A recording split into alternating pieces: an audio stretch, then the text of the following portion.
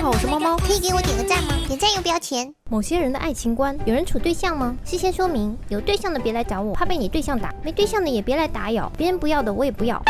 关于很多人感兴趣的为什么女生都喜欢在厕所拍照这个问题，我想告诉大家，美女的事儿你少管，好看就完事儿了。吃了这么久的荔枝才知道如何分辨有没有虫子。打开荔枝的蒂，如果荔枝凹陷处是黑的，那说明荔枝里面有虫，因为那个黑的是虫屎。原来自己一直在吃荔枝虫屎，好家伙，今天才炫了一筐荔枝，就让我刷到这个。有些知识还是让它成为冷知识吧。现在这个天气也太热了吧，蟑螂都觉得烫脚了。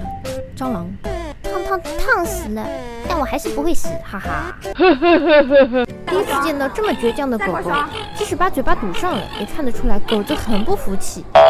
当我好不容易找好了借口和理由，但对方很快帮我想了几个解决办法时，我很感激，很感动，就是有点想哭。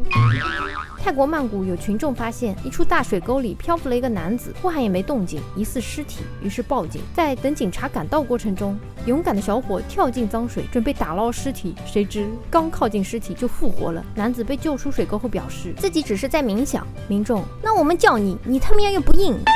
原来老鼠还会洗澡，还挺讲卫生。咱就是说淋雨感冒了怎么办？快给他们点老鼠药。据说这样可以边洗澡边洗衣服，可以节省时间，而且还可以不用关门，更方便了。又是一个小细节，阿拉斯加湾的近海水域与附近冰川融水相遇，由于密度、温度和盐度差异难以混合，从而形成这种奇景，也太神奇了。分享一个快乐生活的诀窍，无论遇到什么糟心事，请记住，原因就是运气不好，办法就是想开一点，熟练运用这2点，瞬间就通透了。我是猫猫，希望你开心，希望你平安，希望你健康，希望你幸福，希望你点赞。